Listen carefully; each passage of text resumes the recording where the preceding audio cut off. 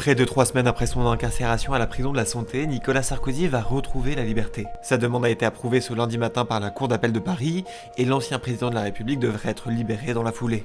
L'ancien champion de la droite a été incarcéré à la prison de la Santé à Paris en raison de sa condamnation avec mandat de dépôt assorti d'une exécution provisoire, et ce pour association de malfaiteurs dans le procès libyen, une détention inédite pour un ex-président dans l'histoire de la République française. Le 25 septembre, le tribunal correctionnel de Paris l'avait condamné à 5 ans de prison ferme, reconnu coupable d'avoir sciemment laissé ses collaborateurs démarcher la Libye de Mouammar Kadhafi pour solliciter un financement occulte de sa campagne présidentielle victorieuse de 2007.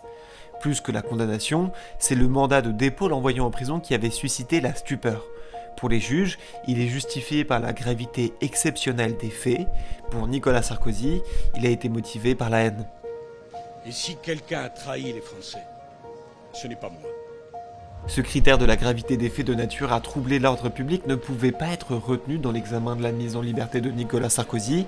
Son appel replaçait de facto son incarcération dans les critères de détention provisoire qui diffèrent de ceux de l'exécution de peine.